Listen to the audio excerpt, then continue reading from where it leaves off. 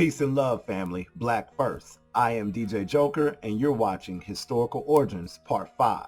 Before we get started with today's program, I just want to say thank you to everybody who took the time out, to stop in with us and check on and see what's going on. And I just want to say, family, we got a good program for you tonight. And you thought part 4 was something. Well, part 5 is going to pick back up, and we got a couple more haymakers. If you're new to this channel, make sure you hit that subscribe button. Make sure you like this content. Make sure you share this content, and turn that bell icon on. That way you can be notified as soon as I drop a new video, and you won't miss out. And the only other thing I could say is, if you are new, make sure you watch Historical Origins Part 1 through 4 before you watch 5, because they all connect. This series has been going on for months, and I'm spreading it out and really taking my time with it, because I want a lot of people to, process the information and really be able to understand everything on a wide scale, because each slide that I push, you got to know what was on the previous side for it to make sense. So I kind of set it up this way to help you guys out as much as I can. So before we get started, I also want to, give a special shout out to my boy RT1 and Hassani Musa. They have a clothing company based out of California, and they supplied me with this fly hoodie right here. Got the Metal Netra on it, got your boy Anubis on it. So I'm real thankful for that. So that's going to allow me to go in even harder and to give y'all these facts. So again, thank you for all watching. Not going to hold you any longer. Let's get into it. This is Historical Origins Part 5. All right, guys, Part 5, this is going to be an overload of information. So if you have to take notes, go ahead and take your notes. But again, if you haven't seen 1 through 4, make sure you do that before you watch Part 5, and I guarantee you all of this will make a lot more sense. So just a quick recap. We left off at the end of Part 4, basically with the Punic Wars, and pretty much you have Greece kind of declining, and you have Rome basically coming into the picture now, and they are at odds end, and pretty much they are fighting over Kemet. They're fighting over Egypt. They're fighting over the knowledge. They're fighting over the land, and definitely the resources. And the Roman Empire has basically found itself next in line over all the trade routes, over everything that has been, war torn for centuries. And pretty much you're going to see this map right here, and everything in red is the Roman Empire at its height. So they were running this whole area here, and pretty much received what the Greece, had already, they had conquered Egypt, coming off the tail end of Alexander, and then you get the Ptolemy era. I talked about all of them in Part 4, and now you have all of this going on in Rome, pretty much trying to make its case for power, for number 1 in the world.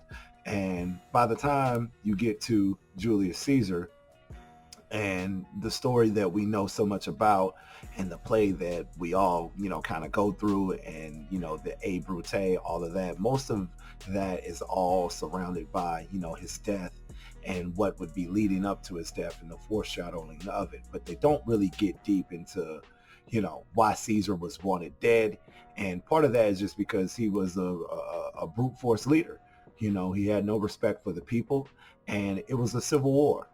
This is going on at the same time where you have Cleopatra, the white Cleopatra of Egypt, who was also a part of the Ptolemy dynasty. And Greece and Rome are pretty much in a civil war, and fighting over the territory. So you have them kind of going back and forth, and Caesar doing pretty much everything that he can do in his power by brute force and by war to continue to control the area. And the people were basically getting fed up with how he was running everything, and pretty much they overthrow him and they kill him. He is assassinated, as we know, and the story goes on from there. And once that happens, this is basically going to give a rise to the Roman Empire and what we know the Roman Empire to be. Because things were backward. And again, you have the whole war going on. So Caesar Augustus is going to come along and pretty much come into power and be your first ruler of the Roman Empire. Okay. And so once that happens, he introduces something called the Pax Roma, which is basically somewhat of a peace treaty amongst the people and how they were doing business and how they were handling things. So things started to kind of calm down, but the empire was still much about control. And then it passes along to the second ruler of Rome, which is Tiberius Caesar Augustus. And again, brute force is taking over, trying to run wild. Now, the thing that they will tell you is that a lot of this issue and a lot of the turmoil that was going on was over religious debates, and that was part of the thing. Under Caesar Augustus, you had followers of what they would call Jesus Christ, but you have to remember they weren't calling him Jesus at that time. So even when you look at that in some history books, or you go research that, they'll say followers of Jesus Christ, and how everything was going on in Judea and Jerusalem at this time, and still kind of it being fighting over the Holy Land. But that wasn't the case. You just had a lot of backwards rulers. And again, people were getting murdered. People were getting, put out of their homes. And you already had forms of slavery going on here, with Europeans enslaving other Europeans, the less fortunate, and putting them to work and things like that. And again, after the Punic Wars, you had a lot of Africans from Ethiopia also, become enslaved for hard labor, brought in again by the Greeks, and the Romans kind of, took the tail end of that in some of their style. So you have all of this Greco-Roman era, as if you will, kind of taking power. And also to mention too, when you named the Caesar, or you had Julius Caesar and then Tiberius Caesar, Caesar also means God or the ruler. So you'll find Caesar in the Bible, and I may have talked about this before, but you got to look at it specifically how they are using it. Sometimes they're referring to the Caesar, the man, as being the God or the son of God. So they do that interchangeably, but that's what it means nevertheless. And just like I said, so got on this a little bit, but we're going to go hard. From the Soter created bust of Jesus by the Ptolemies, you get all of these different names and ideas for what God is and things like that. But a lot of this is still twisted theology coming off of, Kemet and what they knew, and a lot of things that were stolen from the Greeks, which stole from them. And that information is now in the hands of the Roman Empire. Okay, so again, Jesus at that time couldn't have existed as the name Jesus. So it's Iesus. Okay. And when you look up Iesus, because there was no J, okay, again, you see it on the last slide here, there was no J into the 1600s. So it's the Iesus. And when you translate Iesus, it actually means hail Zeus. Okay. And that is Greek mythology. Again, Zeus being the ultimate creator, or someone like Amun is in Kemetic, history or theology. So Iesos, and here you go, the Iesos Christos, Zeus, or Zeus the Christos, Zeus the Christ, the chosen one. So this is where this starts. No Jesus yet. And when you get to the Hebrew era, Yahweh, you have Yahweh. So that is another name that's going to be tossed around. And then when you have the Greco-Roman era, you see right here, Yeshua Mashiach, or Jesus the Messiah, Iesus the Messiah, but it's all Zeus, it's all solar worship. So you got to understand that and who they were really talking about. So there was no Jesus yet. So that just kind of, tears that up a little bit. Something that's going to, take place during the reign of Caesar Augustus is what they call Tiberian vocalization. And this is a system of writing. Basically in control by the Masoretes. And Masoretes are, they're a long family of people who were literate at the time, people who could write, people who could,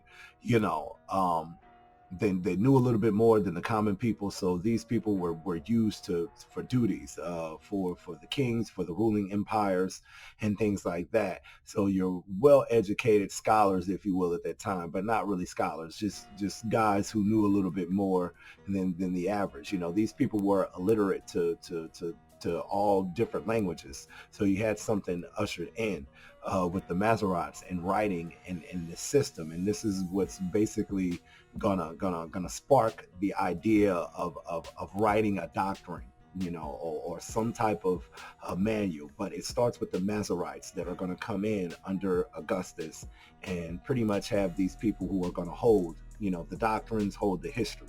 So that's important because this is kind of the foundation of the Masoretic texts that you can find, scrambled throughout history in various places, and you have different fragments, but it all starts really at this time. So we move on up to around 27 to 36 CE.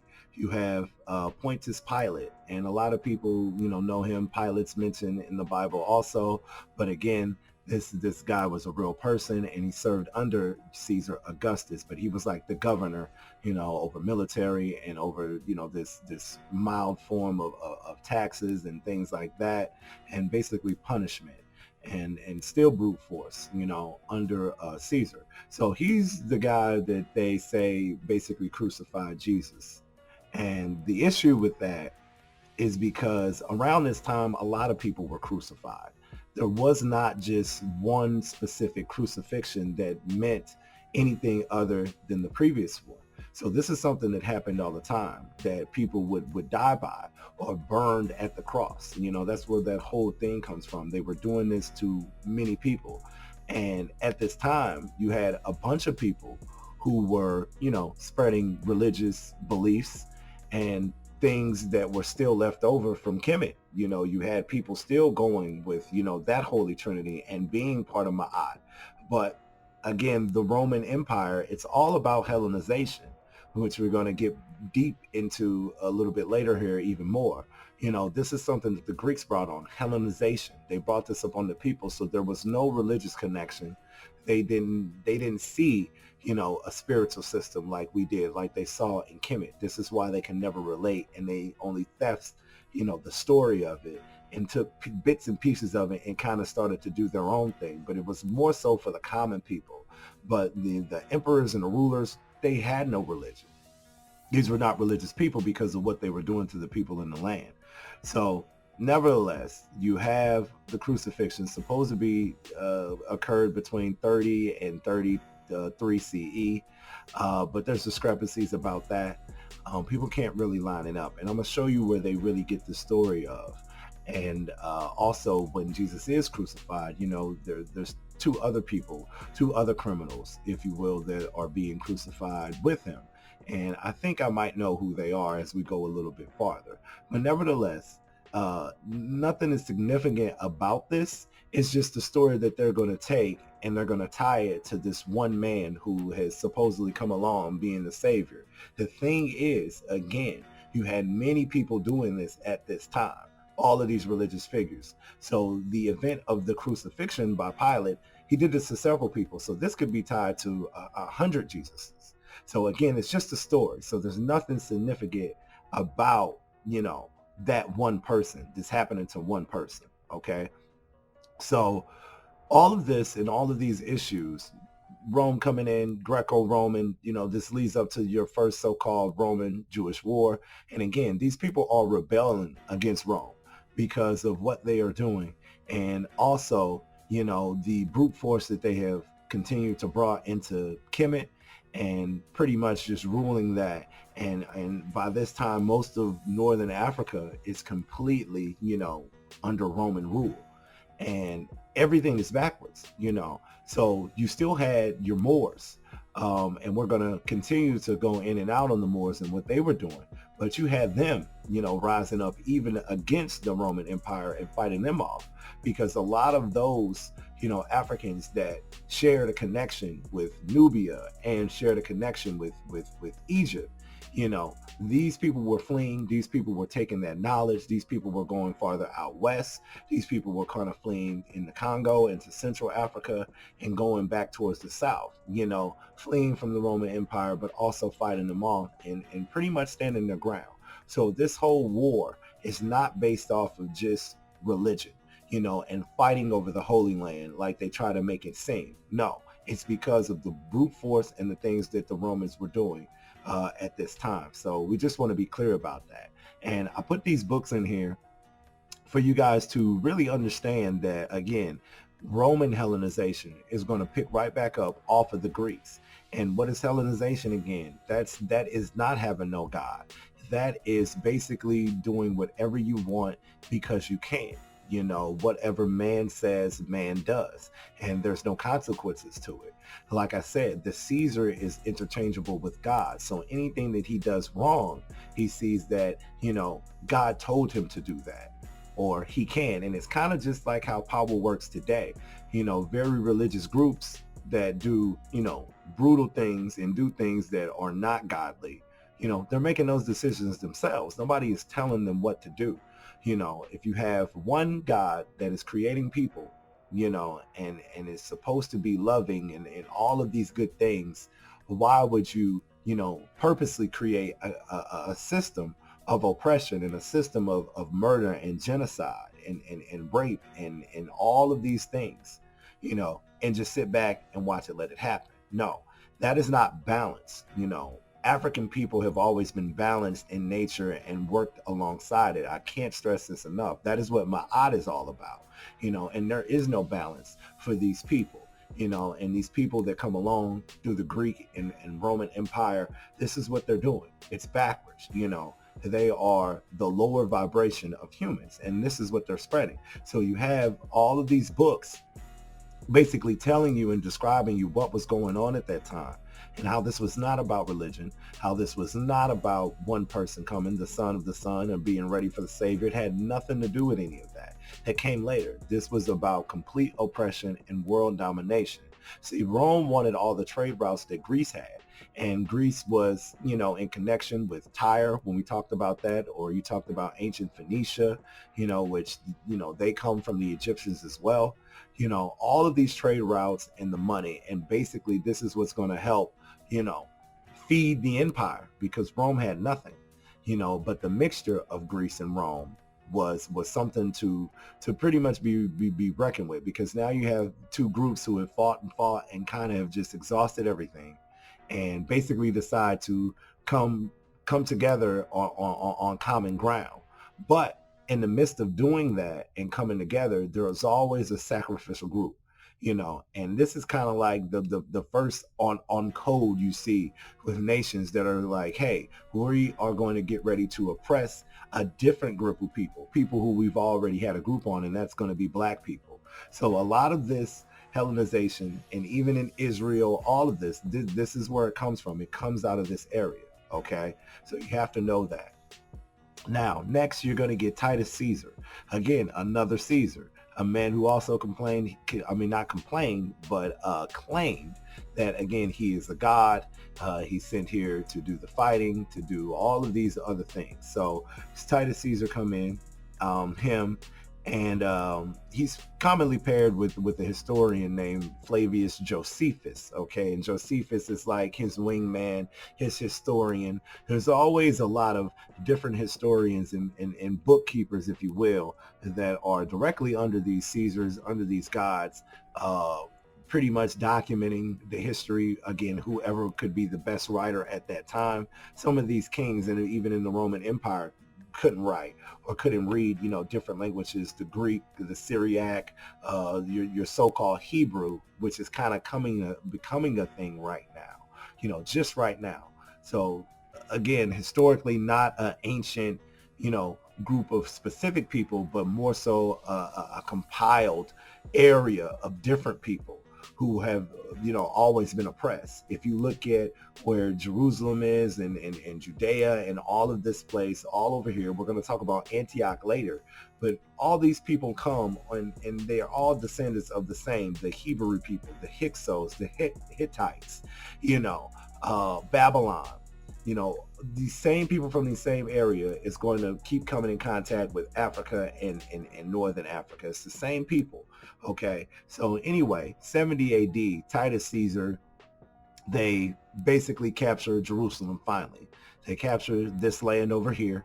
And there's a monument that's actually built in honor of that, which is what you see here on the screen, the second picture. And pretty much once they do that, they start going through all the manuscripts, Josephus. And pretty much Josephus is going to get all religious texts and everything that he can get his hands on from this so-called holy city, this holy land, and Josephus plays a big part. And again, he accounts for in a lot of his works of crucifixions going on, at this time during this war.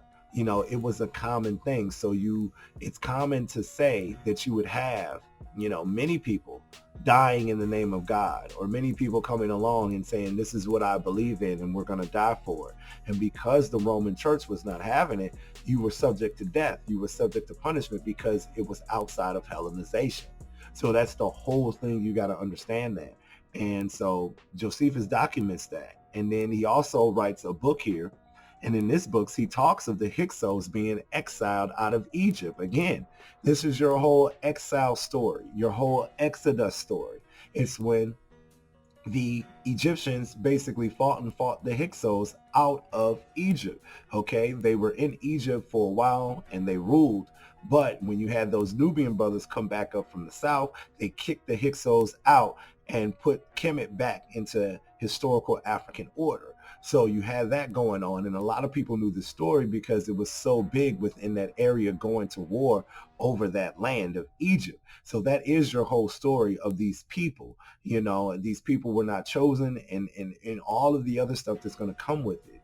It's a story that's going to get flipped, and they're going to take that story and they're going to put a religious undertone to it. But this is just something of war. So you have bits and pieces that is going to define the history to be. But again, it's who's ever controlling the narrative can say whatever they want to.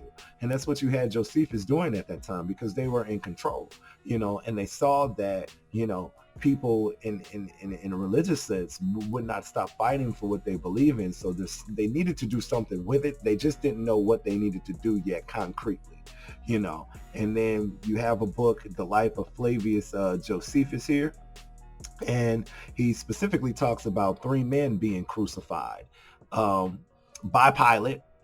And again, nothing to do with the Jesus story, but that's what happened. But in this story, they talked about how they were going to be crucified, but they were let go. And there's some discrepancy too with the Bible of that Jesus actually didn't die on the cross and came down. And there's verses we're going to get into that kind of hint to that. So people are confused all over the place about that. And this is something real from history that documents a little bit of that. So if you follow me, family, you see where they're getting bits and pieces to really tell this story. Okay. So now you have Dorotheus of Sidon, who comes around in 75 AD. And he's a first century Hellenistic astrographer who wrote a poem on horoscopic astrology known in Greek as the Pentateuch, or the first five. So basically what this guy comes along, and astrology was no secret of, everything that the Greeks knew. The Romans started to tie in a little bit to that and have their gods, understand constellations, understand things like that. All of the knowledge that was stolen, from Kemet by the Greeks, again, the Romans would get this knowledge in this new, Greco-Roman era. So you had people working with the stars and trying to figure out what they could. So this guy here is put on a pedestal in their history, Dorotheus of Sidon, okay, and writes an astrological book that kind of has to do with creation. And this is going to be coined, the Pentateuch, or the first five books of this creation outside of the earth, and giving you this story, basically almost your Genesis like story, okay, which they got from us too. And you got to remember, at this time, when you're dealing with Shabaka, the Shabaka stone, which I talked about him a little bit in part 4, but I didn't really get deep into that.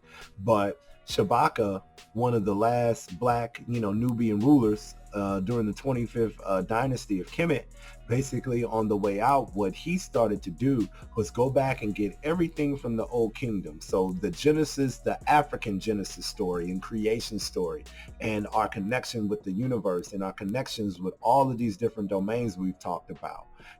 He would go back and pretty much inscribe all of this for the new generations, and really more so trying to preserve it. of what that would be and giving that secret to who we really are. So they had this, they had exploited all of this information, and people like this are going to get their hands on that and put their own astrology to things and kind of trying to give you, a story outside of that. So just like you have the Roman gods and the creator gods, you had the same thing with the Greek gods and, the Titan gods and all this other things. And that's why they're similar, and we're going to touch on that a little bit more.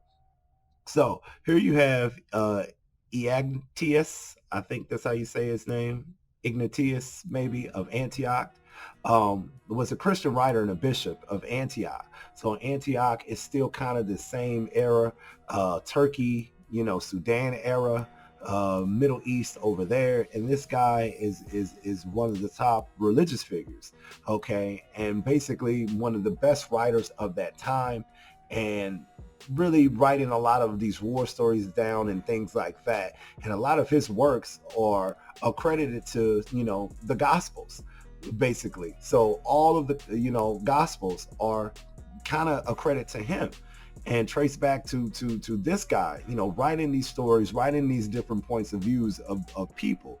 And so when you start to dig deeper, you see how this was, inspired by this figure. So again, plenty of religious figures. This is just one of the top guys, okay, that is going to get brought up a lot. So he's said to be, the creator or that inspiration of all of the, apostle fathers.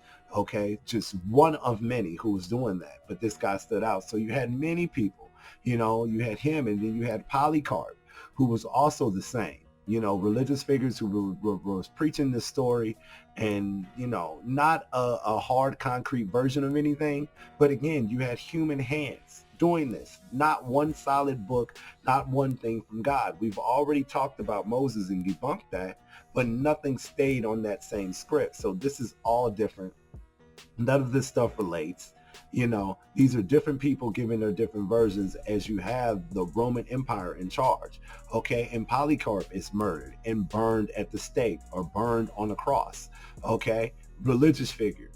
So again, happening again, and a lot of these popes and bishops, went under the same fate. Pope Clement the First, all at the same time. Considered one of the head bishops.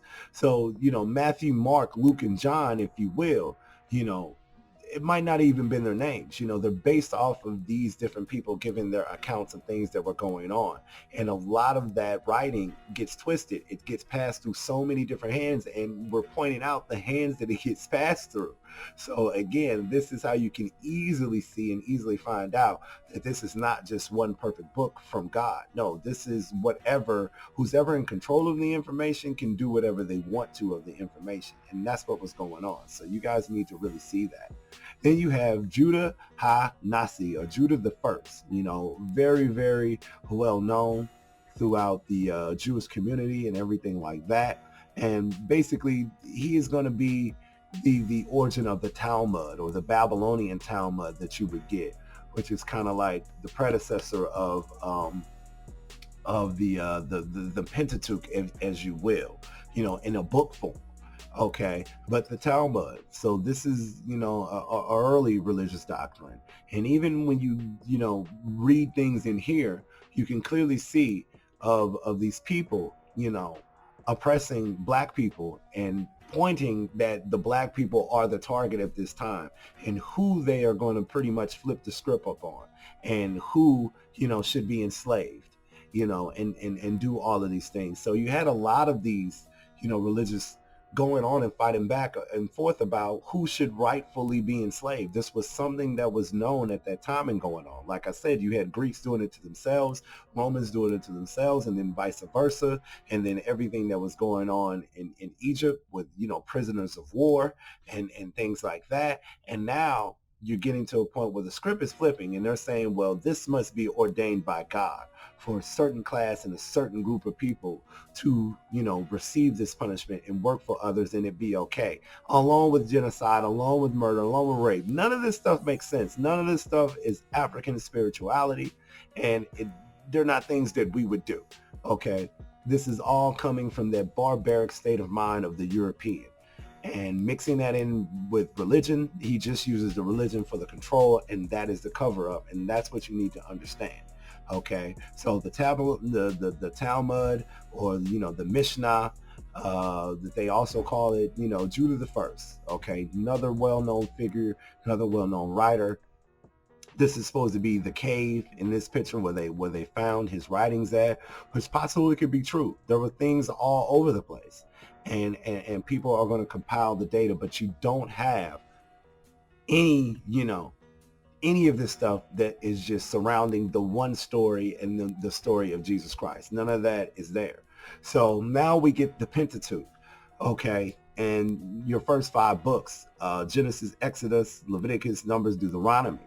And if you look at what's going on, and if you could kind of compare some of the things that I just said, you kind of see the order in which things happen after creation. Genesis, you have the creation of a people, and you're trying to explain that story and where we come from, and who's rightful, to the throne. Exodus, you have exile of those people and the people who are not right, and everything about that, dismissing a class of people or a certain type. Leviticus is has to do a little bit with sacrifices, sacrificing to the gods, and which path you are choosing.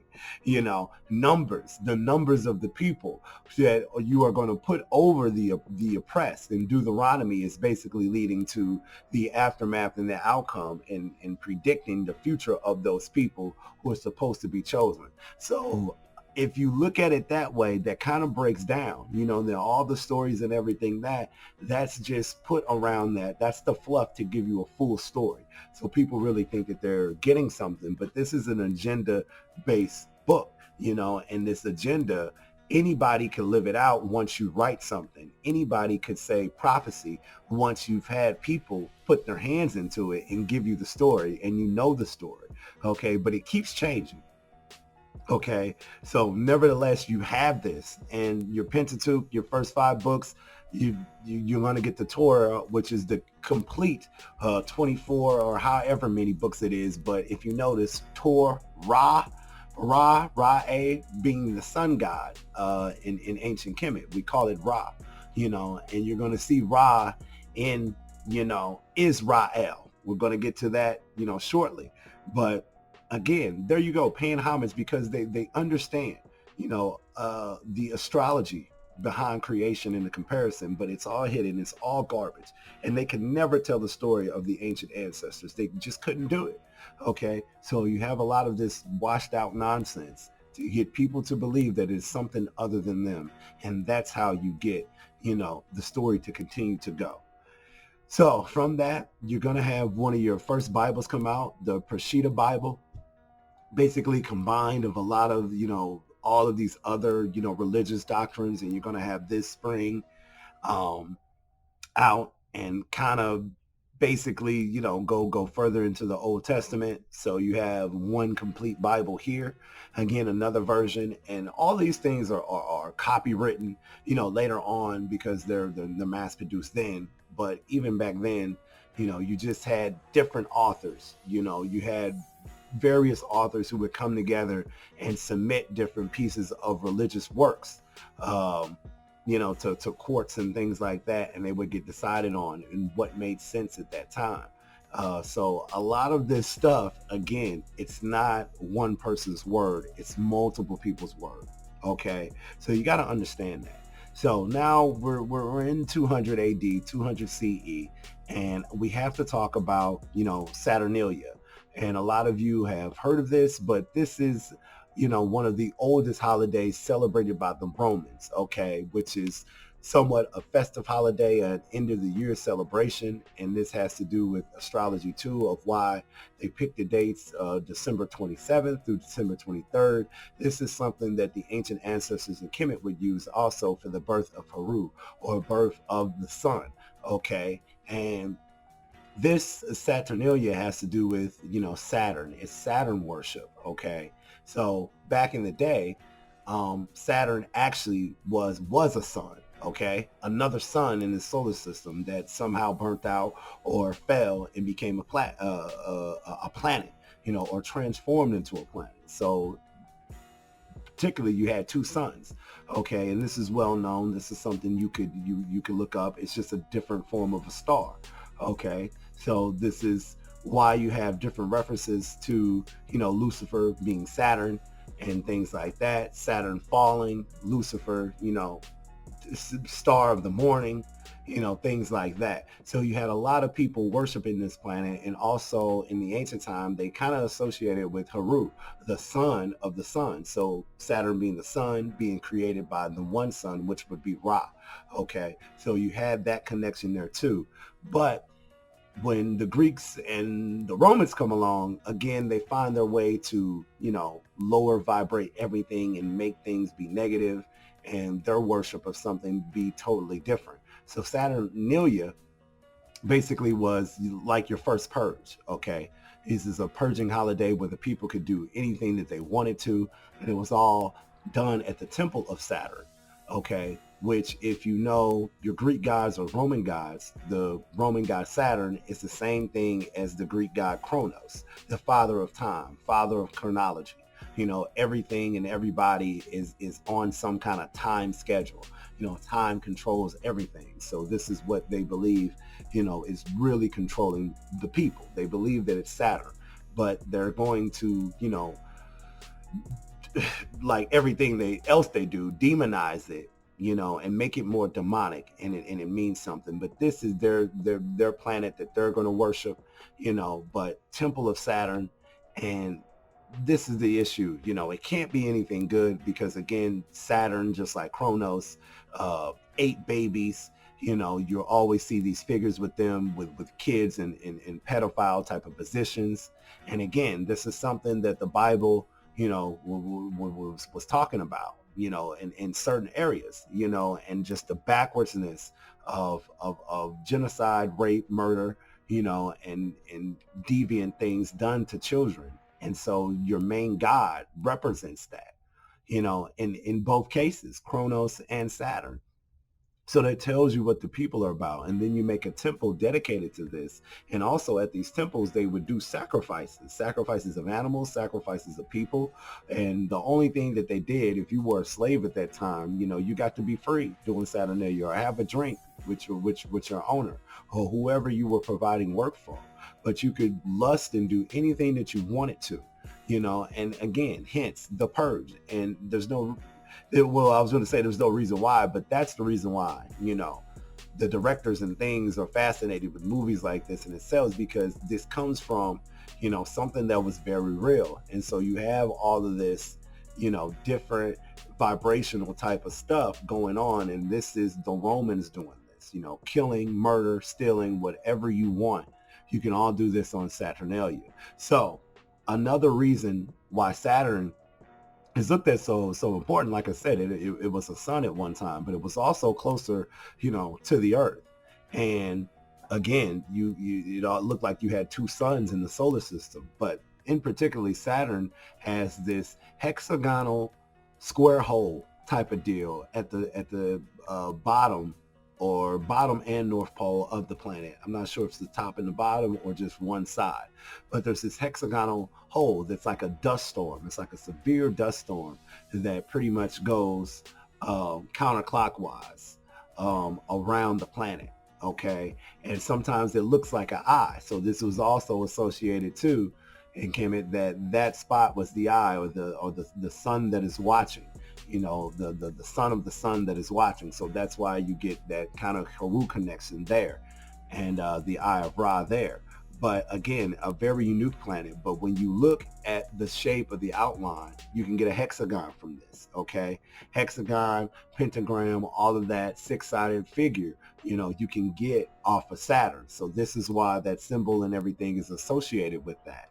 But not only that, in the area of this Judea area, and then the Canaanites area in this ancient time, Saturn was also known as El, or the sun god El.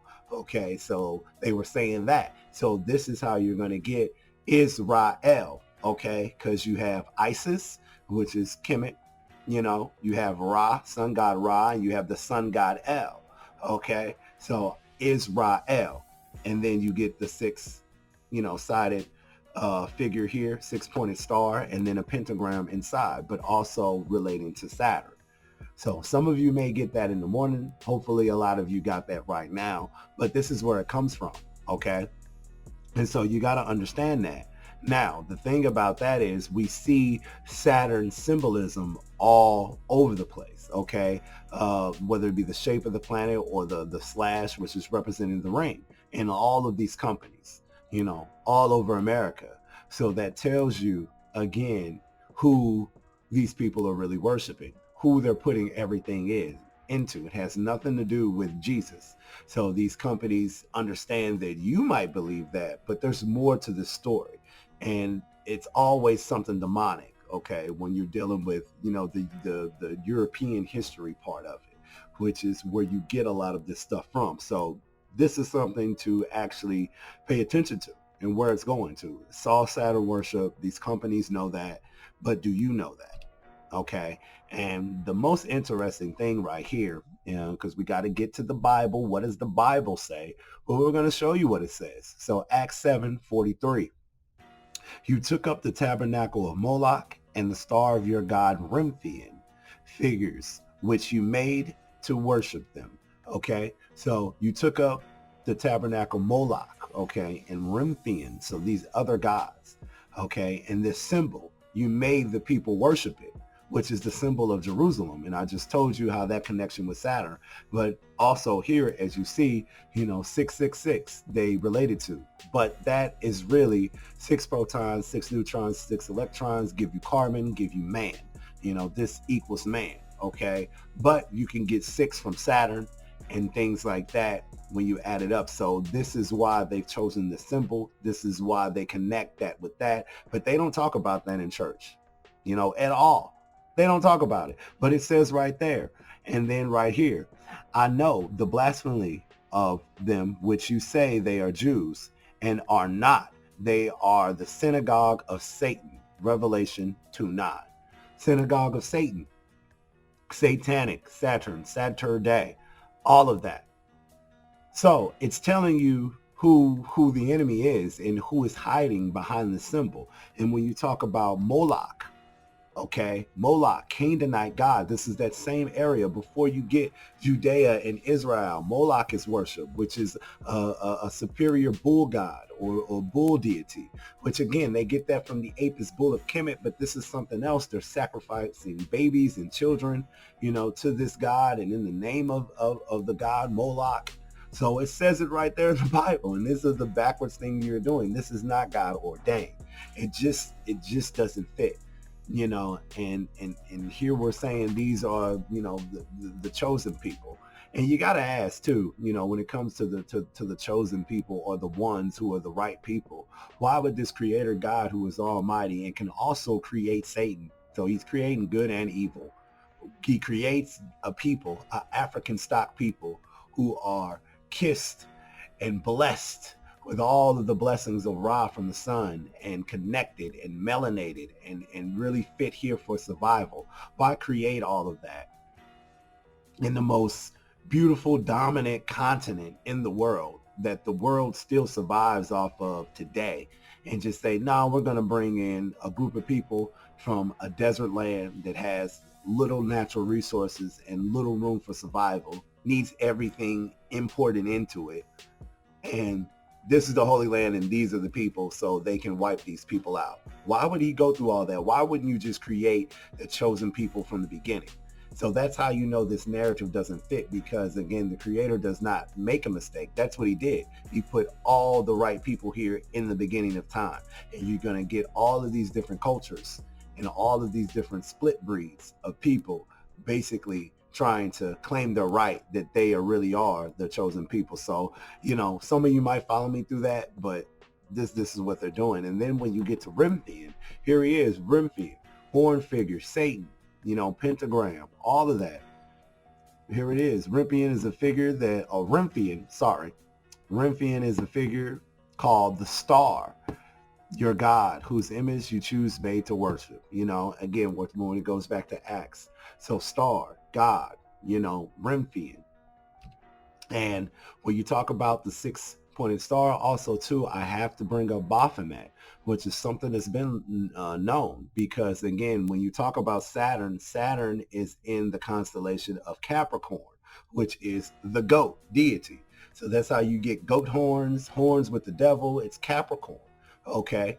So all of this stuff goes together, and you see a lot of these, celebrities or other figures wearing Baphomet or, throwing up the horns and all of these symbols. It's Saturn worship. They get it, but do you get it? Okay. And Baphomet too is half female, half male, which is also weird. So again, their gods always have some type of weird, twisted ability or something that is sexual, deviant, something like that, or predator. And here you see Baphomet with children again, because this is what they prey on. Okay, this is something that's always been synonymous with Greek and Roman culture, and that is the prey of children, or having relationships with children. It's sick, disgusting. And this is where all of everything you see today stems from, that culture, not our culture. Okay, a created historical cultural thing that comes from these people. So this is where all of this stuff comes from. The goat, it's Remphian, it's Satan, it's Capricorn. This is what it is. This is the big damn secret. So again, you have to understand that knowledge. And I just wanted to point out, we're talking about gods, and Antiola and all of that always comes up in this area. Turkey, it's all of the same places, man, but they had so many different, beliefs. And here you have Cybele too. Cybele is a creation goddess of this area. Now you're getting into the Christian Byzantine era, and all of that, the hard suppression and focus of religion kind of really trying to rise now, because now you have so many followers and so many people this has been forced upon, and a lot of prisoners of war who have been forced to conform. So you have different gods telling the stories, but the interesting thing here with Cybele is she has her own priest, Gali, which is a eunuch priest. And some people have heard of the eunuchs or not heard of the eunuchs, but the eunuchs are basically, castrated males. And so you're telling me your creation god has a castrated male as her priest, okay? So again, brainwashing, leads to different things that you will see in the culture. And the eunuchs were castrated males, and some were castrated for different reasons, but they could be used as entertainers. They could be used as sex slaves. They could be just done that way so they could sing better, or done that way so they could be closest to the priest with secrets, but never be able to go out and start his own family with the knowledge that he has gained from being on the inside. So they would create a bunch of these eunuchs and things like that. And ultimately, this is where you would get, lead into cross-dressing, and they would be portrayed as more feminine and things like that because they were circumcised, so transsexualism as we know it today, I would definitely say this is the groundwork of it, men being emasculated and being able to, be little pets and servants and again, sometimes sex slaves, again, because this is something that they were already going with. So he would have his eunuch on the side. And it's something horrible. And this is spread through Asia, it's spread through a lot of different other, countries, and it's practiced. But again, this is where you get it, and really feminizing the male and showing him off in public like that, to where it's a known class of people. So this starts back then. So I just wanted to point that out, because just the thinking of the people and how they would make their gods and goddesses, and then that would reflect on people. So whatever they were saying, they were going, with. So it's just something to think about. So we move up to Ubius of Caesarea, 265 to 340 CE, and this is another guy who basically comes along, and he writes different discrepancies or between the gospels. So the gospels that were already kind of there, Pope Clement and Polycarp and all of them that I talked about, kind of laying that foundation work. And you have this guy come along, and now he's writing out and preparing, different versions of these gospels and what's going on. Okay, so again, many hands, and this is taking, decades to come up with, because again, the writing class was not that strong. So we're jumping around, and jumping up here and there, because these are the people that would eventually do that. So this is something you can almost say that they struggled with, of just being concrete and trying to stick to one story, and it still isn't complete when we get all the way up to the KJV. So this is how you know that there is something wrong there, people. Again, hands are in this thing, not God. Okay, so hopefully you'll understand that. So he is basically working with, Constantine, and this pretty much gives the rise to the Council of Nicaea, which a lot of you have heard about. And basically, again, when Constantine takes over, he's another Roman emperor, brute force, just like some of the others in the past. But his goal is to basically unify the Roman Empire and really cease the fighting. But how can we do that? He has nothing and no compassion for religion. He is not a spiritual person, but he sees what's going on across the land. He sees how everything is playing out, and you have these people following all of these, different religions. Some of them still, following, things from Kemet. You had Moorish people around at this time who had preserved a lot of that knowledge and knew how to speak, the Medu Neter, and were all around at this time. Okay, so you still had the existence of Ma'at and again the Holy Trinity and some of that there. But again, a lot of these, Europeans at this time in Rome, they weren't really going, for that, the black face and destroying the black face, is what it was about, because they learned that from the Greeks. That's what they did. So it's more so about destroying that history.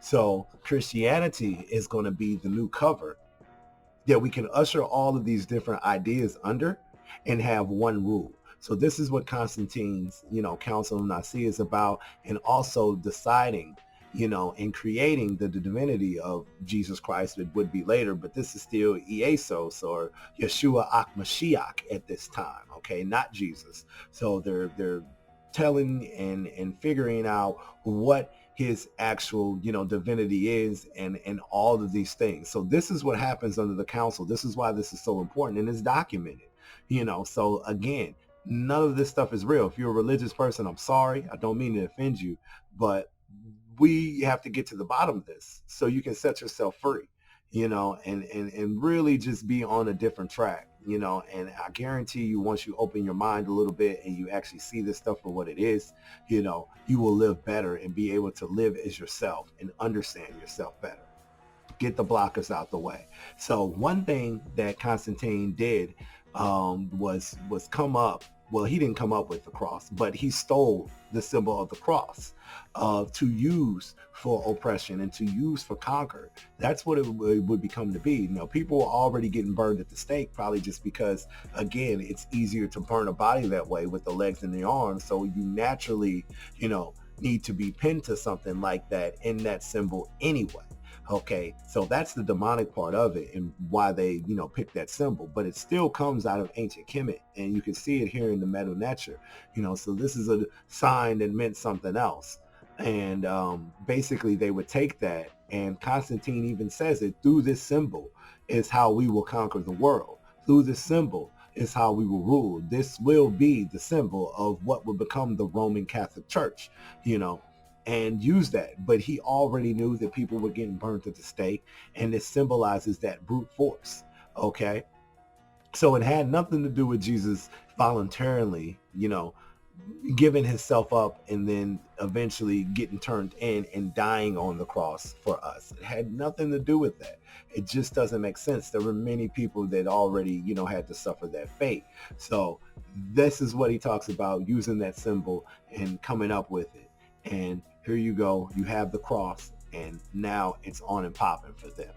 Okay, and there's a book here, the first 7 Eumenical councils, excuse me. So this talks about, all the councils and what they were doing and how they were trying to keep order of Rome, because everything was falling apart, and you couldn't control the people because, again, of these wars and religious wars, fighting religious, issues, but also fighting the capital and fighting their issues and wanting rights and different things like that. So you had a lot going on at the time. And this book pretty much documents that and doesn't talk about anything outside of what the humans, were really doing. So all this stuff is made up. It's made up for control. Now, one of the important things here is the whole Lamb of God thing. And this is a later concept, again, because they're putting things piece by piece. So it wasn't until 375 they decided to use the lamb. And they decided to use it because, again, this is something that they always sacrifice. This is something that was plentiful, and again, the lamb had a certain type of innocence about it, just because lambs are really follower, creatures. A lamb is not one of the smartest animals, so they follow. So follow the lamb or follow the sheep. You could have a dog herd sheep. Okay, so this tells you what type of animal they are. So it's almost innocent into where it would go. So this would be a symbol of the followers, because the followers are innocent, and really don't know what they're getting themselves into. So this is one of those coded things that they, decided to use. And they use this before you actually had the image of Jesus. Okay, so this isn't something they just come out the gate with, is what you got to understand. It takes time. There's evolution of this whole process, over time. So I just had to put that there so you guys understand. Now we get to what we call the first edict of Thessalonia. Some of these words I can't say, well, so forgive me. I'm a country dude, so it is what it is. But basically, this is after we get the whole lamb thing, and that you go through a couple Constantine emperors. Christianity is going to become the number one and only, religion here in the Roman Empire. This is what has been sold. This is what's been dominated on. This is what they do, and this basically leads to a lot of those ancient, rock hill churches and stuff we talk about in Ethiopia, again, in their territory. And, a lot of black people try to connect that with being, original and saying we've always been followers of Christ. No, Rome owned that territory and was forcing this on the people. So you could be free, and people wouldn't harm you as long as you were now preaching, the Christian rhetoric, when you were talking religion, when you were talking spirituality.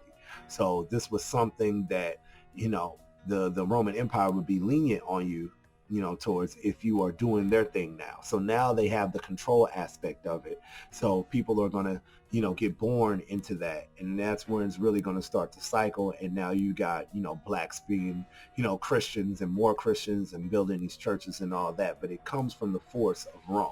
Okay, so you just have to understand that. So now what we have here is something that we call the four great universal codices. Okay. And basically, these are well-known codices. You can find these everywhere, but they are complete documents from the Masoretes, basically, of what they are. The various people, the various writers who were writing religious texts and documents, they're going to break them down into these different codices. And they're all, 3rd century, 4th century AD. So you have Codex Vaticanus, Codex Sinaiticus, Codex Alexandrinus, and Codex Ephraim. Okay, and so all of these are just religious scripts that are compiled. They're not complete stories. It's not the Bible versions that we know today, but these are heavy inspirations to later versions of the KJV. And a lot of them you look in, because there's so many different versions that are copyrighted, written, published, and all that, and have, glossaries and table of contents dedicated to other books or prior books. And they tell you that, some of these is what they use. And they also mention the Septuagint, which, again, we talked about that in part 4. That is Greek. The Septuagint is the start of all of these different doctrines, starting with Ptolemy II. So go back and catch that story again if you did not, get that history. But this is what you have nevertheless. and these are going to be floating around. And again, these are remakes. That's why they look nice. But all of this exists. They got a lot of this stuff in libraries, but you had religious figures pulling from this. And this was just a compiled notes and compiled accounts from different areas. But these are highly, attributed to the creation of the Bible and everything like that. So you have to be aware that that was going on. Now, what you're going to have is Saint Jerome, brother Saint Jerome here, 347 CE. So Jerome, basically another saint, another figure that people know well. He's going to come in and pretty much start putting things in order, okay?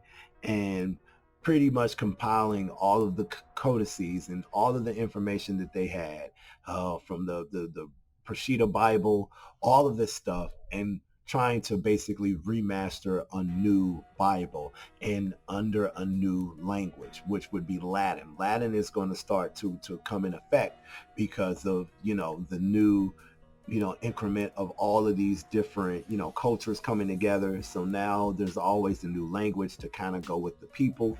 I talked about that before. So you have Latin start to rise, and Saint Jerome is basically going to compile all of this and give you this written Latin language. And as we know, the Vetus Latina, okay, Bible, okay, religious text. And the Vetus Latina is basically going to be used to create the Latin Vulgate. Okay, so now you have another Bible here, the Latin Vulgate. It's all in Latin, this new language that we came up with, and you gotta understand. Now we're changing something again from that one story that's already supposed to be. We're changing again, and it's a new language. They're handwriting this. There's no printing press or none of that at that time. So you know that there's mistakes. You know that there are errors, and you have several people helping on this document. So I just want my people to wake up and understand this is why we never break any of this down in a Christian church. You just won't do it. You continue to go off of the same program. I've been out of the church so long, but every time I go back, it's like I haven't missed a beat because I could fill in for the preacher, without being ordained or anything like that. I could say exactly what he says and people will eat it up because it's a program. And nobody challenges that program. So anybody can know it. Anybody can do it. That's why you get all of this corruption, wolves in sheep's clothing, all of this other stuff that they say happens because anybody could get up here and put on a show.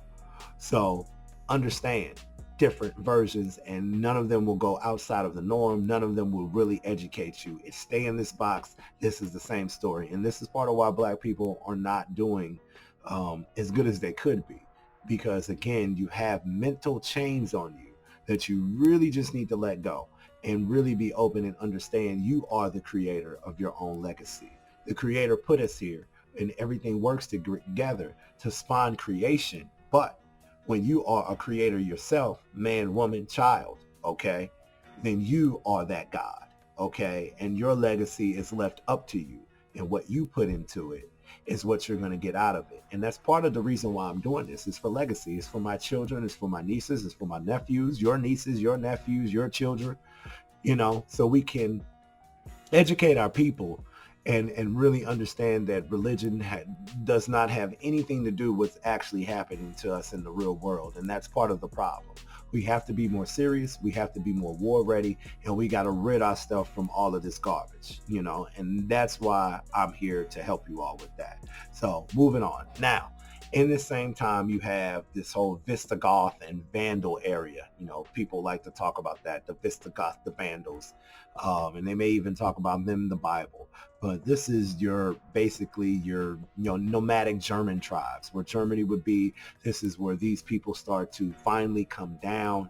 Germany, Iceland, Norway, Finland, Denmark, all up in there. You have this Visigoth culture, and basically they're savages, they're barbarics, and they're going to come down onto the Roman Empire, the Christian Empire, and these people are going to be fighting, but not for anything religious, just for survival, just because they did not have certain things. And again, this is savage culture. So you have a lot of this taking place, and you have this whole dark, age starting to fall upon Europe. because of what's going on with these people. And again, when you go back, maybe 1,000 years at this time, some of this was still just getting de-thawed out from the ice. So you still had a lot of people who were trapped up here and around this area, and these are the savages that are going to come down. And you even have the Roman Empire speak of these savages, okay? These nomadic people who are doing cannibalism, who are doing various things sexually still too, participating in that culture, and this is really the spawn and origin of horror, origin of goth, in Transylvania, Romania, and all of these different stories that are going to come later to know. Vlad the Impaler, and Dracula, these families coming up out of what is going to start to take place here, and that's going to spawn a new era, because now you have a different type of savage beast, attacking the original savage beast that is taking over everything. So part of it's great, but it's messed up for the land. It's messed up what's going on, and then now some of these people are going to try to start to make their way down into northern Africa, which is going to be a huge problem. And we're going to get to that soon. But at this time too, just to note, so around 600 CE, or during this time, you also had various writers come together and reform the Masorite pool, and that is the pool of all of these writers, because now you had Saint Jerome, pretty much, who also is in the Bible I believe too. So a lot of these people wind up in the Bible, to try to give the history some validity, or say like, yeah, they really existed, but these people had different roles, and they try to do that just to throw you off and say, yeah, that is real. It's not accurate history. It's bits and pieces, and then they twist the truth. But nevertheless, you have the Masorite pool basically springing, up after Jerome, because you have to have, continuous people of writers, continuous people who know the language and know how to translate all of this stuff. So again, like I said, Latin is the language of the time now springing. So you have people training and writing and teaching Latin and doing different things with the religious doctrines, and doing grammar, and different type of punctuation, what would later be easy to read. So you have this whole pool doing that. And your Jewish, Hebrew faith, what it's going to come to be later. But at this time, they are, talking of different things and what's going on, and really just trying to, again, create another concrete doctrine, or different versions of this doctrine. So, which would be the Latin Vulgate. So you had that going on. And then in the same time, you're going to have the rise of Islam. Now, understand, when I talked about the Vandals and everything coming down into parts of Spain and Rome, and entering these territories, you had the Roman armies, fighting these people off. And when they would come in contact with the blacks who were still in power, which would be the Moors, Moors just means black, and they've been around this whole time, pretty much ruling North Africa and doing all of that. And then the Moors are pretty much going to get involved with fighting, these Goths, and also fighting the Roman Empire. And with that, Islam is going to be the new religion, pretty much, that is going to come about, of these people. So you have the people who fled from Kemet, who had this knowledge. You had the passed down skills, this master class of all of the high priests that are basically, going to become a lost thing. And the information of the high priest is what the Moors are going to continue to hold up. So shift building, arts, crafts, bows, weaponry, all of these different things, are going to come into the hands of the Moors. And the Moors are going to be that black race that is, mixed with Nubians, mixed with Egyptian Africans and other North African tribes that are pretty much going to hold off, Romans from the interior Africa, and taking that over. And their whole conquest, again, comes with Islam. And then you have, the Quran pretty much start to come into play, which is basically another religion. It has some similarities to Christianity, is why, I can't really go there either. So it was also created at this time. This is nothing original, and it has this astrology, connections to the world and universe as well. We're just talking different prophets, and we're talking different things. Now, the one interesting thing is, because this is no secret to some, but this is the Kaaba and the celebration that they have when they go around the square in a ceremony, walking or praising the square. And again, when you do the connection with Saturn that we also talked about, this is something that is supposed to be founded, on Saturn worship too as well. So again, not trying to be disrespectful to anybody's religion or anything like that, but historically, this is why they would do it, representing that eye, that storm in the circle that it goes around on Saturn in solar worship. So that's something you can look more into. But Islam is also too, I, self, law, and master. And I posted this on my Instagram before, and it's just relating to the symbols. You have the crescent star that could also be related to a half ring of Saturn and the star that it is, the planet. But I, self, but this is creation of the universe. So if you believe that, Saturn has a big part to do with creation, then there you go. And that's how you can make that, comparison there. Self, there you see the pyramid, which comes from Egypt, in three sides, and just being, all the knowledge and everything you could fit in the triangle, and that strong foundation. You have law, which where you see the G for geometry, and the square, often, associated with masonry and things like that. But again, the law of the universe, okay, and the joining of the two triangles. We talked about that, or masculine, feminine, creating, your pentagram, your all of these different things that could relate to Saturn and all of that, and relating to the person. And then master of the coordinates, master of every portion of the universe. So you learn and understanding all of that knowledge. So you have that, you have Morris National, as you see right here, using these symbols.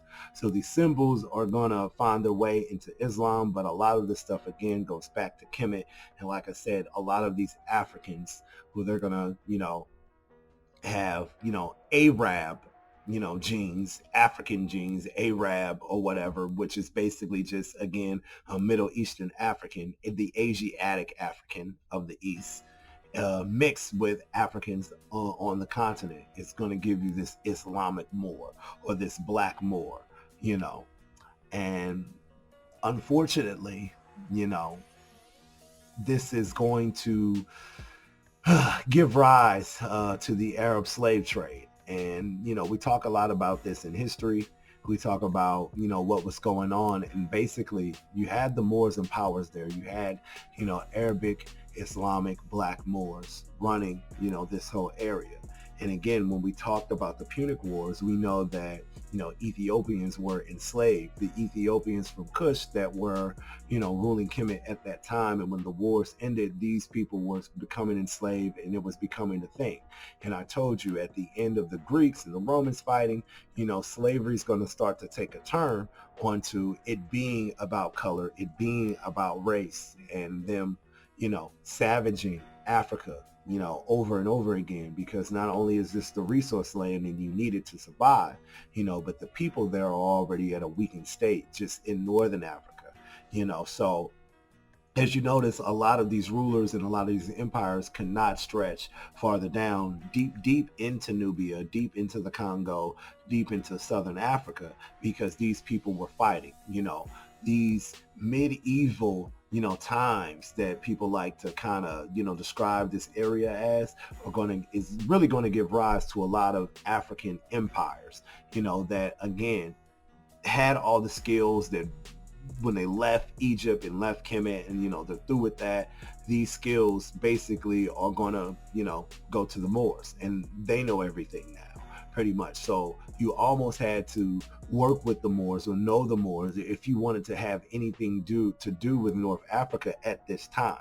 So the slave trade, is going to arise because, again, Africans, the Africans that were not desirable, or that were not Moors, or they've already been conquered, were going to be subject of being enslaved. So you almost have a coalition a little bit between the Roman Empire and, the black Arabs of this thing. So then you have all of this going on. So this is what is going to start to happen, unfortunately, and where you get that, Africans sold other Africans into slavery. Yes, they did, but so did every other race. Okay, so this is just what is going to spark, the vast movement and take a turn and give the rise to the brutal slave trade that we're going to come up on. So this is key for this happening and for them to have a little bit of coexistence. So it's an era on the black Arabs and some of the black Moors that participated, but then it only gets worse. So what you're going to have is Brother Tariq here in 711 AD. The Moors are going to conquer Spain and pretty much this whole peninsula, the Iberian Peninsula of Spain. So northern Morocco is just a hop, step, and a jump from Spain and all of this land where you had the Roman Empire ruling a little bit, and the Goths in there. So they're gonna pretty much come up in there and fight all of these people off and really re-civilize Rome and help bring them out of that dark age from the vandalism and everything going on. People like to say, oh, when Rome fell. Rome really didn't necessarily fall. It just ushered into, this whole Christian state of mind. So the empire changed its game, and religion would be the new pool, to get people under control, But with the Moors there, you had them pretty much dominating and doing whatever they wanted to do, because again, these are highly skilled, craftsmen and warmen, protecting their land, but also, moving the Moorish empire out farther this way and also spreading Islam. So this is something that they were doing and they were fighting back. So 711 is really historic to the Moorish community, and Brother Tariq here doing that work. So something to point out, these Moors again were considered as royalty. They had all the goods, they knew where the gold was, they do all that. So you had Europeans really bowing down to the Moors because the Moors knew the knowledge. They were also sea navigators, boat makers, all of this type of stuff, and just great at war and military items and horses and camels and getting the resources of trades, because they had a lot of the trade routes now in Africa. They had started to take those back over. So you had the Moors actually being, praised, and nobody wouldn't deal with them. So you had different classes of African peoples, at this time. And so the Moors got a lot of love. And one thing that we don't talk about a lot is that what the Romans would do is give them, the Roman women or Grecian women or whatever in exchange for items, in exchange for information, in exchange for supplies. And the Moorish soldiers could put them in slavery. They could put them to work, but not the slavery as we know it, that is just solely based upon race and dehumanizing the people. See, that was never really the issue back then. If you were a slave, you had, more rights than what's going to happen, in American slavery and the transatlantic slave trade. So that's something different that's going to come about, that's going to take a brutal turn. But nevertheless, women were in exchange for a good. So you had a lot of Moorish people, taking this for payment and, taking this for different types of service, using the women. Again, Roman and Grecian men did not value, the woman like the black men did. And even at this time. So it's something that I feel like would eventually be a weakness, and probably why some of us are suffering today, this whole interracial toxicity. I don't have a problem with it, but it does not help the people, so that's another story. But nevertheless, you had these Moorish, kings and soldiers also building castles, building cannons, doing things like that, giving medicine to the people. They knew all of those spells and so-called voodoo magic for healing and things like that they had known for years, and it was always known that the Moorish, soldiers could go from one end of Africa and back, navigating the stars and going through the Sahara, which was a treacherous place to go through. And if you didn't know what you were doing, you couldn't be there. So you had them leading that way and defending and doing whatever they did. So this is a great black civilization, that comes about and again really civilizes Europe, and even help them with their animals and creating barns and, helping them with all of the diseases they had, which is something else that when the Goths and all of those people came down, the disease culture, just got very, very bad. And these people were not educated on medicines or anything like that. So the Moors had a lot to do with that and helping that out. So here you have a black Madonna and child. This is, can be found in Spain because again, you had white people worshiping black gods and black goddess, and this is something that goes back in the church, Mother Mary, being black because the black woman is the creator of all creation here on earth. We all come from a black woman, and the only way, again, when people say born again or something like that in the Bible, can I be born again? The only way you can be born again here physically is to come through a woman. The womb is just like the universe. The universe gives birth to life and humanity, and so does that black woman, and that's why she has to be praised.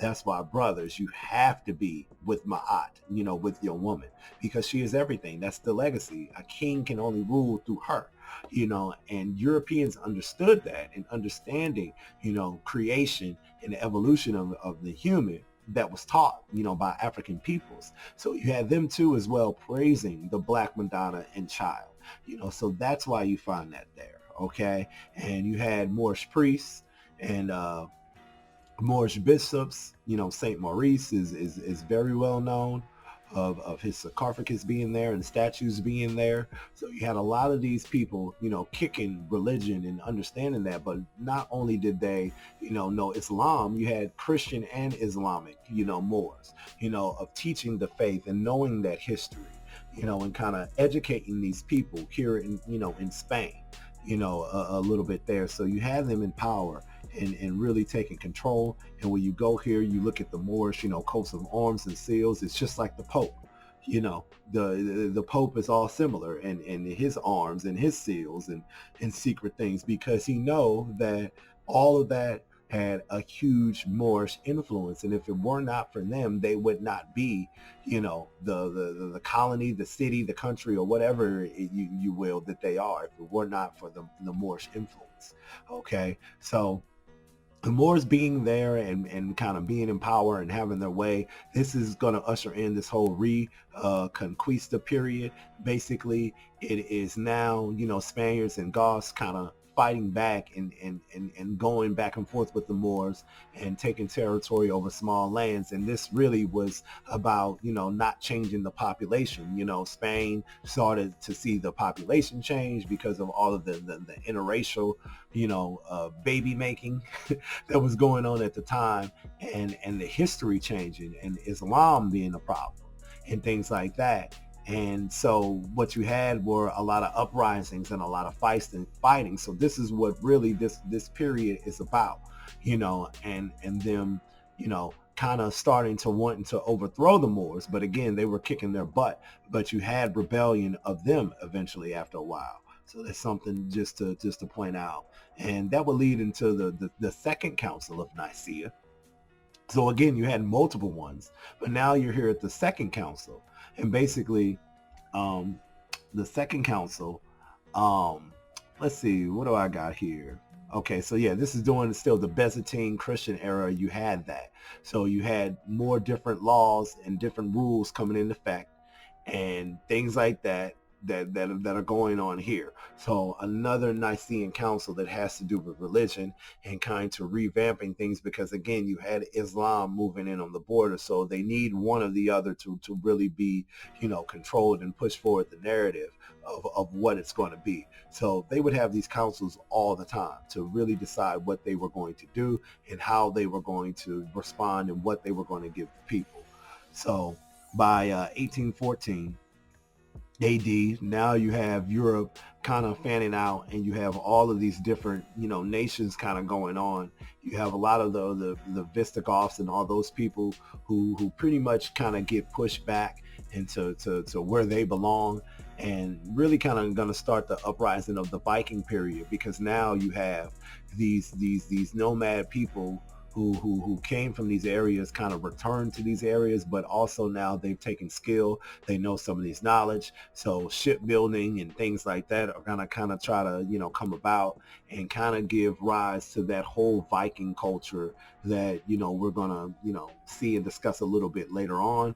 But this is kind of the time when that starts to happen. So you have them, which Vikings are just basically raiders of anything and everything. And that's what you had going on, at this time. The leftovers, people of the war who pretty much just didn't have nothing, and so that was the result: fighting and brutality, which is always the Europeans' result to fix a situation. Um, and around this time, moving on up, you have Aaron ben Moses ben Asher Moses. We've heard that before. Not saying that it could be a later name, but you never know. But now you have this guy who's credited for refighting the Tiberian Hebrew system, which now it becomes the Tiberian Hebrew system. Which, remember when I told you about Tiberian vocalization, of them just trying to have some type of writing system? Well, now it's under this whole Hebrew effect. So the writing and the language and the style is going to become a little different. And you have Moses ben Asher and his father, another family of Masoretes, basically kind of refine the text and go back in and start working again on the text and what they would be, for the Roman Catholic Church, which is now, kind of coming into power and coming into being, as one even more at this time. So, but again, this is all handwritten, but they're talking about prophets. They're talking about, again, different divinities of Christ and all of that. This is all for the back end of that, last council of Nicaea. So you have a lot of this going on, and this is another guy that needs to be looked into, who had his hands and handprints all over the Bible and the versions of it. So at the same time, you have what is known as the Knights Templar. It's going to kind of arise next, which is basically, these are the mercenaries of the Roman Church, and a lot of them are going to go into war, with the Moors or against the Moors. And basically, these are the hitmen that are going to get put out by the Roman Church. They tell you a lot of different good things, but they were raiders and tomb raiders as well, in Egypt, and secret stores or whatever. And this is how you're gonna pretty much get that European, foundation of masonry, when they bring back all of these secrets and kind of infiltrate the Moors more and what's going on, and pretty much bring that back to the Roman, Catholic Church.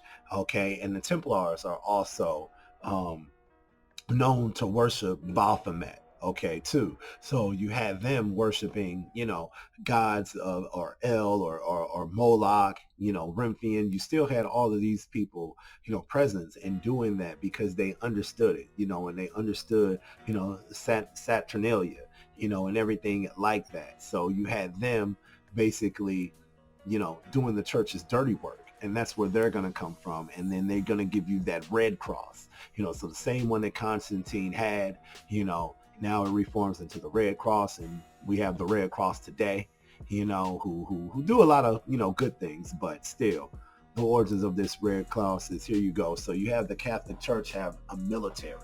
And if you're a church and you're protected by God, why do you need a military? Why do you need vandals and people who are going to act out brute force? Because again, they understand military religion has nothing to do with it. It's not God ordained. These are people that are not sitting back just waiting for things to happen. So here you go. So the Knights Templar. So at the same time that you have the Knights Templar and you have all this going on, and you have all these battles between the Moors and, in Spain and all of that, this is also the foundation, to the Mali Empire of Northern Africa. So the Moorish Islamic, era, is going to rise and give birth to the Mali Empire, and then the Shanghai Empire, and the Ghanan Empire, like all of these medieval African empires that basically, you know, took post of where they were, and they were defending and fighting, and kicking butt with Rome. So Mali really become significant. And this brother here is, one of the first, founders, Sundiata, Kita, so this is 1190 AD. So you had a royal family here of Moors basically create this new empire of Mali, and what Mali would be. And Mali is big because this is where Timbuktu is. Okay, and Timbuktu became a university too. So they had a lot of knowledge of Kemet and everything that was going there. And so you had people that would travel through here, but this was African rule. This was their territory. This was everything that they had. So this was the good stuff. And the Mali Empire was cutthroat. Okay, and what's even better about them is just some of the things that they were doing. So in the midst of that, you had the Council of Toulouse in 1229 CE, which again, there's always these councils that change, different things about religion and different things that were going on at that time, because it's not concrete, people. That's what you have to understand. None of this is concrete. None of this is solid. So look into these things. Okay, so this was basically, again, another translating and another rewriting of the Bibles that they had out at that time. So again, they keep going in. Every couple new emperors, every couple new, generals and whatnot, all of these figures, they keep going back to it. They keep getting different hands involved. They keep rewriting it. They keep changing the history of it. So the validity of it is very doubtful. When you have the people and you have all of the clues there, it leads straight to what's going on. So I don't see how people can't see it and they think that just the KJV is right and it's all of this history preserved. No, it's wrong. So you guys are going to continue to learn today. But go look it up. Go look it up. And what you're going to have here, and then, is the Council of Tarragona. Okay, and basically this is important because now they want to outlaw from, once they get their version and get their script of what they have, which we're going to get to what Bible will be next in the next series. Now they stop the people from translating it. They stop other people from writing it. They stop people from telling the stories. They stop people basically from changing the narrative, because they know that they need to stick to one, because it's been too many hands in it. So if you're caught with religious works, if you're caught with Bibles, you could be punished, you could be killed, you could be burned again at the stake. So now they're going to murder you if you're caught with these religious doctrines. So again, these people who give you these religions, they do whatever they want to, and they murder like that. So nothing God is about them. Nothing good can come from them. I had a black man telling me, and I asked him, well, where does your Bible come from? Well, Rome, comes from the Catholics. That. Well, look at the origin of these people. Look at everything that was, precursor and happened before that. These are the same bloodline, and you think they're going to give you all the secrets and tell you everything, and you're okay with just going along with that? This is why you have to dig into it and see just the ridiculous in this and the things that they were doing. Caught with the Bible, they'll kill you, they'll burn you, so it's crazy.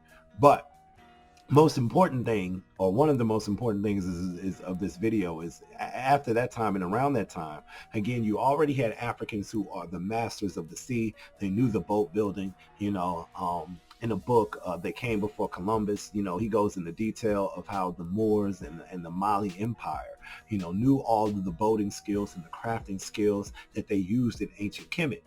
So sea navigation was nothing new for African people.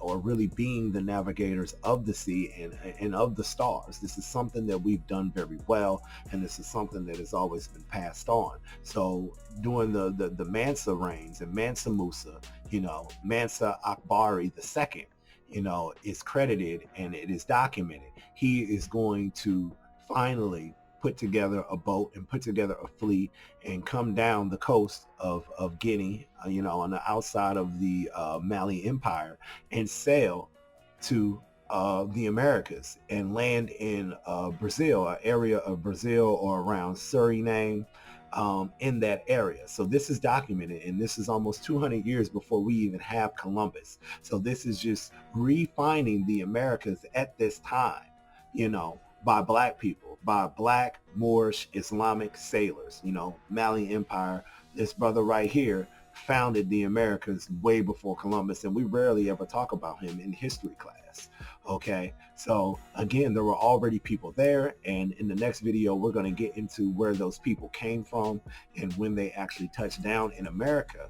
But for this time in medieval Africa, Europe, and this period, this reign, this dynasty, the Musa dynasty, is credited for, again, finding America at that time and still beating Europeans there. So if you didn't know that, definitely go study these brothers and go and look up all that information and really, you know, understand that we've been doing this for a long time. And again, there's two different currents that would take you from the coast of West Africa straight into America, and the Egyptians also, you know, did it as well. And that's something we're going to talk about a little bit later, and how they came over here. So it wasn't something new. It was just something that people feared because you had so many people going out to the ocean, to the coast, from the coast, west coast of Africa, and not returning, you know, or not coming back, because, you know, this could take you, you know, 90, 60, 90 days or however long,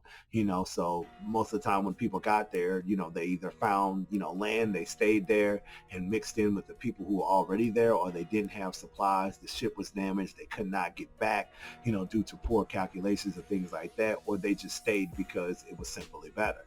You know, so you had a lot of stories of people going over there and doing things like that. So that is the last gem for Historical Origins Part 5. I hope all of you enjoy that. I know it's a lot of talking, and sometimes it's a lot for people to wrap their heads around. But again, slow it down, replay it. This is something you can play while you're in a car, while you're traveling, you know, while you are cooking, which I like to, you know, listen to my lectures like that while I'm cooking or working out or something like that. So I just want all of you to get this content in, take your time with it, and understand there's a lot more work to do. But, you know, we got to give this whole religion, you know, thing up. You know, this is not going to help free the people. This is not what we need to be doing. You know, again, I say study the ancient world. Watch, you know, episodes 1 through 4 of the series, because I talk about a lot of that and what that really means. So again, this was just continuing the work of part 4 that I left off of. And, you know, this is all about Rome and its colonization and how they're going to lead, you know, to the criminals, to the pirates, you know, to the thugs who basically are going to get the information from the Moors and then find America for Europe. So part 6, we'll talk about all that. We'll talk about the indigenous Americans, so North and South and Central America. We'll get into all that. So I hope you guys continue to join me on this journey. I hope that you guys are learning something. Please comment, please like, please share, please subscribe to this channel. Please follow your boy. And yeah, have a nice day. And again, man, don't let history do you. You do history when you do your research and when you tell the people what is really going on. This has been good. This is Historical Origins.